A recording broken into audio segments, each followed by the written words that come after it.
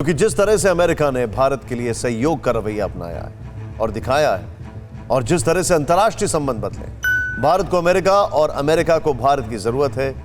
क्यों जरूरत है, इस पर आगे बात करेंगे। पहले ये देख लेते हैं कि इस बार अमेरिकी चुनाव के टर्निंग पॉइंट क्या रहे और अमेरिका चुनाव में इस बार भारतीय चुनाव जैसी झलक क्यों दिख रही है। दुनिया ने इस बार अमेरिकी चुनाव का जो गिरा हुआ स्तर देखा, वो इससे पहले शायद ही कभी देखा गया होगा।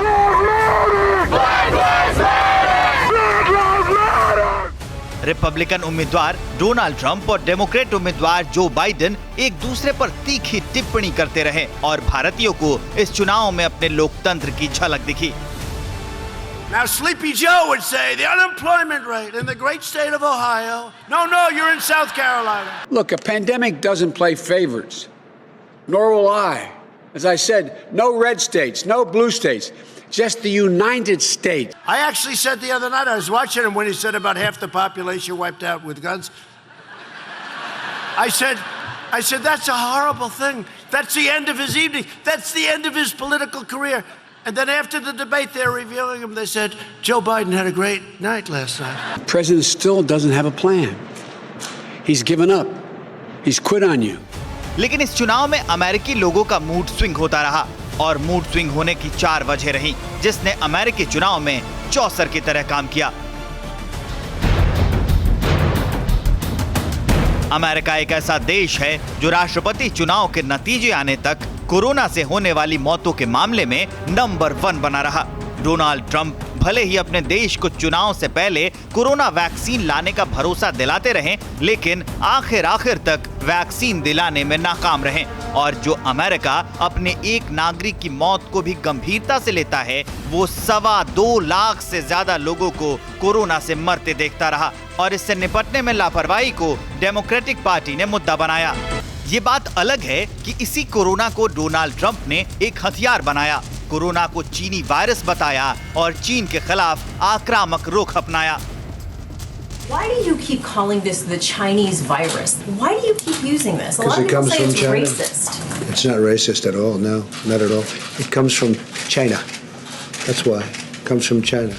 ट्रंप ये संदेश देने में कामयाब रहे कि सिर्फ कोरोना ही नहीं बल्कि चीन भी खतरनाक है और ये खतरा इतना बड़ा हो चुका है कि इस पर काबू पाना अमेरिका के लिए बड़ी चुनौती है।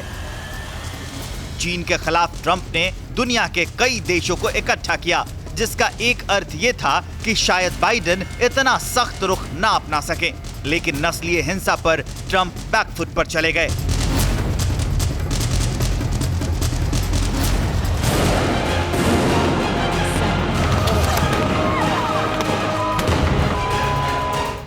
अश्वेत अमेरिकी नागरिक जॉर्ज फ्लॉयड की मौत के बाद अमेरिका का एक बड़ा हिस्सा सुलग उठा, शहर शहर हिंसा की चपेट में आ गए।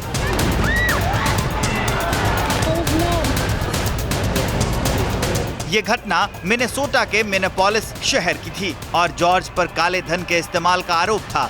बाद में आरोपी पुलिसकर्मी को हत्या और नरसंहार के मामले में गिरफ्तार कर लिया गया। माना जाता है कि इसके बाद बड़े पैमाने पर वोटरों का रुझान जो बाइडेन की ओर हुआ, क्योंकि डेमोक्रेटिक पार्टी को हमेशा नस्लीय भेदभाव के खिलाफ खड़े रहने वाला बताया जाता है और उपराष्ट्रपति पद की उम्मीदवार के तौर पर कमला हैरिस को चुनाव में खड़ा करना भी ये ही संदेश दे रहा था। और इसी बीच बराक ओबामा का संदेश अमेरिका में तेजी से लोकप्रिय होने लगा।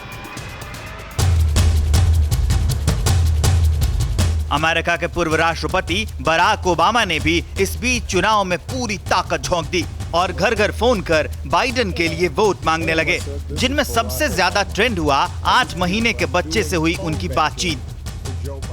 Hey Jax, what's going on, man? You say hi, Jackson? Hi. Do what your mom says. दरअसल ये बराक ओबामा ही थे जिन्हें अमेरिका में फैमिली वाली फीलिंग लाने वाला राष्ट्रपति कहा जाता है और जाहिर है इस बार के चुनाव में भी बराक ओबामा ने अमेरिका में फैमिली वाली फीलिंग जगाने की कोशिश की।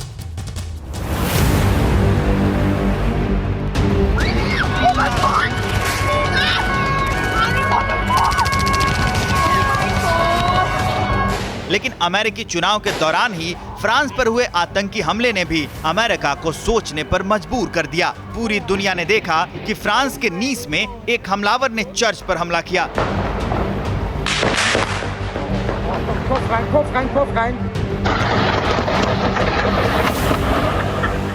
तीन लोगों की हत्या कर दी, एक महिला का सिर धड़ से अलग कर दिया। इस घटना का हिंदुस्तान समेत दुनिया के हर देश पर असर पड़ा, लेकिन जानकारों को लगता है कि अमेरिका के चुनाव पर भी इसने असर डाला। रिपब्लिकन डोनाल्ड ट्रंप की हार्डलाइनर नीतियों ने बाकी बचे वोटों का ध्रुवीकरण किया। नीस में चर्च पर हमला करने वाला युवा ट्यूनीशिया से आया एक शरणार्थी था, जिसका फ्रांस ने वेलकम किया, लेकिन उसी ने फ्रांस की गर्दन पर उस तरह चला दिया।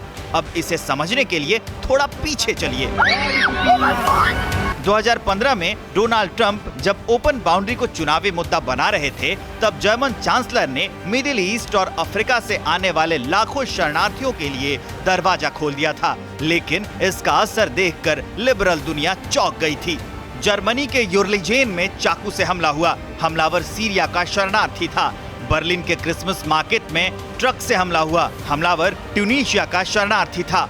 फ्रांस में म्यूजियम फेस्टिवल में बम से हमला हुआ। हमलावर सीरिया का शरणार्थी था। फ्रांस के मार्सियली में रेलवे स्टेशन पर चाकू गोदने की घटना हुई। हमलावर अवैध ट्यूनीशिया घुसपैठिया था। जाहिर है, इन घटनाओं ने पश्चिम को सोचने पर मजबूर कर दिया है कि रहम के बदले कब तक कोई सीने पर खंजर सहता रहेगा। और इसी नरम गरम नीतियों के बीच अमेरिका में वोट डाले गए, जिसका नतीजा दुनिया के सामने है।